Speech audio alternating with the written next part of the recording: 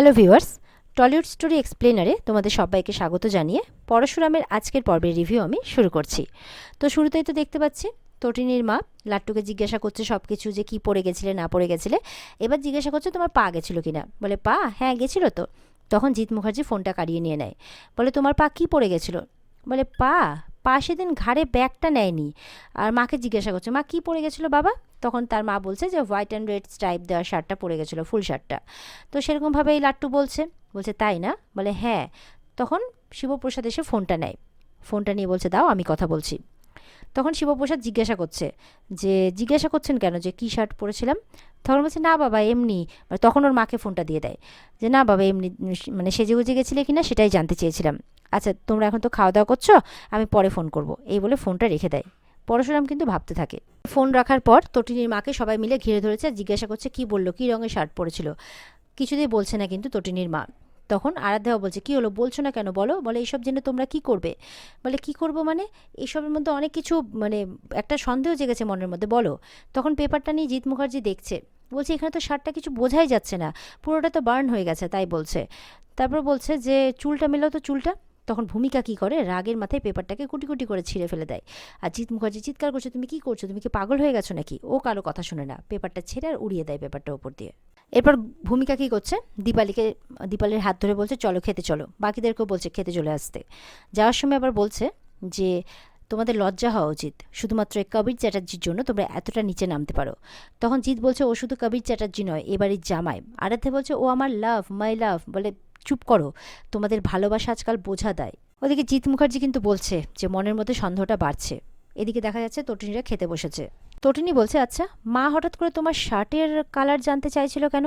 পরশুরাম মনে মনে বলছে নিশ্চয়ই শার্টের সাথে মেলানোর চেষ্টা করছিল, ছবিটার সাথে মেলানোর চেষ্টা করছিল। মনে হচ্ছিল আশেপাশে আরও কেউ আছে যারা মেলানোর চেষ্টা করছিল। সাবধান পরশুরাম, এত কমন হলে চলবে না, তার আগে আমাকে কেসটা দফা করতে হবে, নাহলে এই ছবিটা কিন্তু অনেক গভীর অবধি যাবে, এরকমটা ভাবছে। এরপরে তো খাওয়া দাওয়া হয়ে যায়, তখন দেখছে কলিং বেল বাজছে। তো পরশুরাম বলছে এখন আবার কে এলো। তখন তটিনী দরজা খুলতে যাচ্ছে। তো তটিনী দরজা খুলেই দেখছে কর্ণ চ্যাটার্জি এসছে আর আরাধ্যা এসছে। তো চুপ করে গেছে। কর্ণ বলছে আসতে পারি। বলছে যে ফিরিয়ে দিতেই পারি, কিন্তু কি বলুন তো, মানে আপনাকে ফিরিয়ে দিতেই পারি, কিন্তু আরাধ্যা তো আমার বোন হয়, আর এত কিছু হওয়ার পরেও সেই সম্পর্কটাকে এখনও আমি মানি, তো সেই জন্য আমি চৌকাঠ থেকে ফিরিয়ে দেব না। আর তাছাড়া আমাদের গরিবের বাড়িতে এইটুকু ভদ্রতা আছে, আর কিছু না থাকুক, বুঝতে পেরেছেন, ভেতরে আসুন। এরপর ভেতরে আসার পর বলছে আরাধ্যা বলছে বেশি সময় নেব না। পরশুরামও এসছে। তখন তটিনী বলছে কি বলতে এসেছিস সেটা বল। আর আরাধ্যা বলছে আমার শ্বশুরমশাই একটু কথা বলেই চলে যাবে। বলে এখন আর কি কথা থাকতে পারে, যা কথা তো কালকে বলা যাবে, কাল তো কোর্টে দেখা হচ্ছেই, ওখানেই হবে যা কথা হওয়ার। এরপরে তটিনী কিছু বলতে গেলে কর্ণ চ্যাটার্জি তটিনীর উপর চিৎকার করে। পরশুরাম বলছে আপনি মনে হচ্ছে ভুল করছেন, আপনি গৃহিণীর বাড়িতে দাঁড়িয়ে তার উপরে চিৎকার করছেন, এটাকে বোধহয় অভদ্রতা বলে। এরপর আরাধ্যা বলছে প্লিজ তোমরা এরকমভাবে কথা কাটাকাটি করো না, দেখো আমি আমার শ্বশুরমশাইকে অনেক বুঝিয়ে সুঝিয়ে নিয়ে এসেছি ওই দুটো বাচ্চার জন্য। বলে কেন। আরাধ্যা বলছে আমি চাইনি যে বাচ্চা দুটোর কোনো ক্ষতি হোক, দিদি তো আমার মানে ছর্দি ভাই হয়, আমি আমার ছর্দি ভাইকে খুব ভালোবাসি, আর ওরা তো ছর্দি ভাইয়েরই বাচ্চা। পরশুরাম বলছে থাক না, আমি গরিব মানুষ। তো শিবপ্রসাদ বলছে আমি যখন বিয়ে করি তখন কিন্তু আমাকে ঢুকতেও দেওয়া হয়নি বাড়িতে, আর আমাদের সাথে কোনো সম্পর্কও রাখা হয়নি, তাই আমি আমার শ্বশুরবাড়ির লোককে চিনতামও না। এখন আমার শ্বশুরমশাই আমাদের সাথে পরিচয় করতে চাইছেন, জিৎ মুখার্জি পরিচয় করতে চাইছেন শুধুমাত্র নিজেদের স্বার্থে, নিজেদের সন্তানদের বাঁচানোর জন্যে। লাট্টু বলছে উনি কি কিডন্যাপার, সবাই যে বলছে উনি কিডন্যাপ করেছেন, পেপারে ওনাকে বেরিয়েছে। পিকো বলছে দিয়ার বলার রাক্ষসের গল্পগুলো সেই রাক্ষসগুলোর মতন না। কর্ণ বলছে এই ওদেরকে শিক্ষা দাও, ওরা ভালো করে শিক্ষিত হতে পারেনি, ম্যানার্স জানে না ওরা। তার মাকে বলছে কি বলতে চাইছে, আমি দুষ্টু লোক। তখন পরশুরাম বলছে ওরা ম্যানার্স এথিকেট সবটাই জানে, আর এটাও জানে যে মিথ্যে বলতে নেই, তাই ওরা মিথ্যে বলেনি। আপনি কেন এসেছেন সেটা বলে এখান থেকে যেতে পারেন। কর্ণ বলছে আমি জানি তুমি ওদের স্পেশাল ব্রাঞ্চে নিয়ে গেছিলে ওই বাব্বারকে আইডেন্টিফাই করাতে, কিন্তু কিচ্ছু হবে না এইসব করে, সব জাস্ট খড়কুটোর মতো উড়ে যাবে। সেই জন্য বলছি তটিনীকে কালকে কোর্টে যেতে হবে না, লাট্টুকেও যেতে হবে না। দেখো আমাকে এখানে আরাধ্যা জোর করে নিয়ে এসছে, আমি জানি এখানে এসে আমি অপমানিত হব, তবুও এসেছি। আর আমি এটাও জানি যে আমি আমার ছেলেকে বের করে নিয়ে যাব, আর সেদিন সন্ধ্যেবেলা রিসেপশন পার্টি হবে বড় করে, তোমরাও যাবে, তোমরা পার্টিসিপেট করবে, নাচবে গাইবে আনন্দ করবে, খাওয়া দাওয়া করবে, তারপর ওদের ফুলসজ্জাও হবে, এভাবে বলছে। পরশুরাম বলছে আপনি রথের মেলাতে কি করছিলেন। কর্ণ চুপ করে যায়, বলে কি হলো বলুন। তটিনী বলছে উনি কি করে বলবেন, উনি তো ঘরে মুখ লুকিয়ে বসেছিলেন। তটিনী বলছে স্কুল গেটের সামনে কেওয়াজ সৃষ্টি করে আমার বাচ্চাদেরকে তুলতে চেয়েছিলেন নিজের ছেলেকে বাঁচানোর জন্যে। এই যে আমাদেরকে আপনি মিডিল ক্লাস বলেন না, যে আমরা 600 স্কোয়ার ফিটের একটা ফ্ল্যাটে থাকি, আমরা মধ্যবিত্ত, তো আমরাই কিন্তু পাবলিক, জানেন তো, আর আমরা যদি খেপে যাই না জাস্ট উড়ে যাবেন, এভাবে বলছে তটিনী। এরপরে কর্ণ দেখছে ওরা শুনছে না, লাট্টুর কাছে গেছে। লাট্টু শোনা, তোমার জীবনটা তো অনেক বড়, মানে অনেক কিছু করতে হবে জীবনে, এখনও তো তুমি কিছুই পাওনি, তাই না? পিকোকেও বলছে তুমিও তাই, তোমাদের তো এখনও অনেক বড় জীবন, মানে এভাবে ভয় দেখাচ্ছে। ওরা কিন্তু ভয় পেয়ে আছে। পরশুরাম বলছে ওদেরকে ভয় দেখাবেন না, ওদেরকে নির্ভীক হতে শেখান, আমি ওদেরকে এই শিক্ষাটাই দিই, আর বাচ্চাদের সাথে এইভাবে কথা বলতে নেই, এভাবে বলছে আর কি পরশুরাম। সাথে বলছে দুপুরবেলা এসেছেন, দুটো ডাল ভাত খেয়ে যান, ডাল ভাত আলু ভাজা মাছের ঝোল সবই আছে, আরাধ্যাকেও বলুন খেয়ে যেতে, আর যদি না খেতে চান তাহলে আপনারা আসতে পারেন। আর তটিনীকে বলছে তোমার বোনকে আর তার শ্বশুরমশাইকে এখান থেকে যেতে বলো। তো কর্ণ বলছে তাহলে তোমরা শুনবে না, তাই তো, কোর্টে যাবে? পরশুরাম বলছে হ্যাঁ, আমরা কাল কোর্টে যাব, কোর্টে দেখা হবে। তো বলছে ঠিক আছে।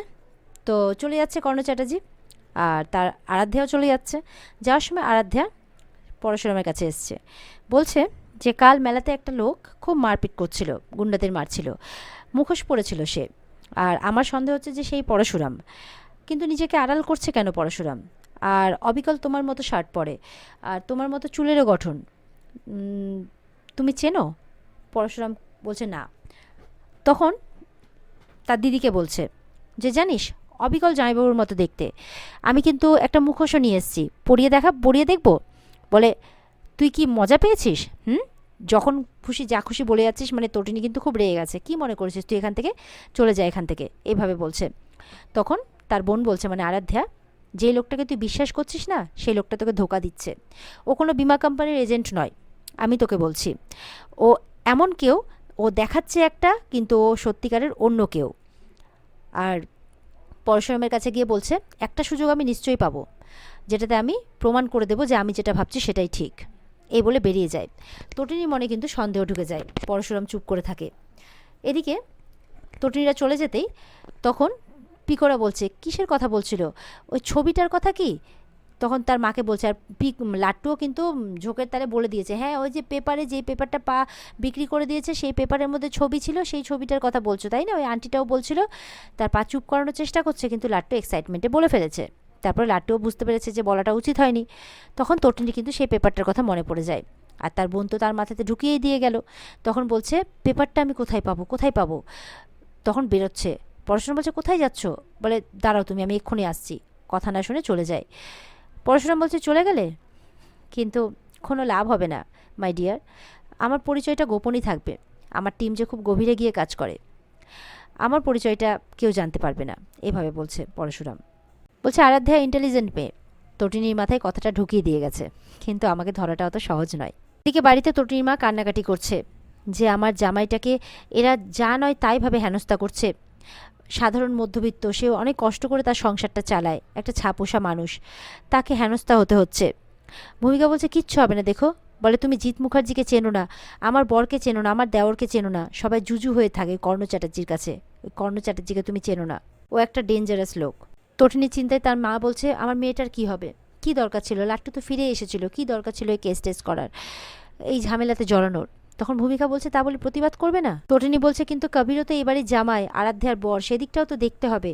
ভূমিকা বলছে তোমার গলায় কোন সুর দেখতে পাচ্ছি আমি? বলছে আমি একদিকে মা, অন্যদিকে আমি এই বাড়ির কর্ত্রী। বলছে আমি বুঝতে পারছি না আমি কোন দিকে যাব, মেয়েটার জন্য চিন্তা হচ্ছে, জামাইয়ের জন্য চিন্তা হচ্ছে, বাচ্চা দুটোর জন্য চিন্তা হচ্ছে, ওরকম ফুটফুটে দুটো বাচ্চা, ওদের সাথে কি না করেছে কর্ণ চ্যাটার্জি।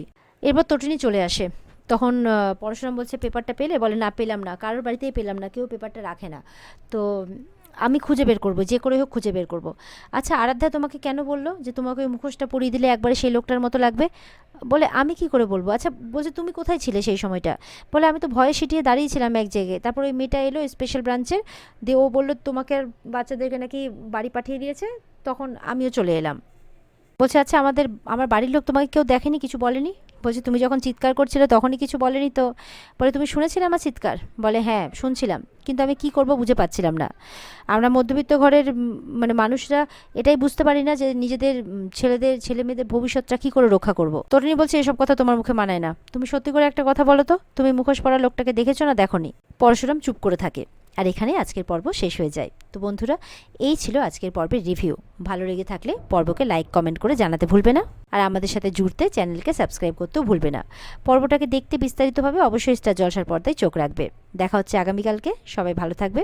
টাটা।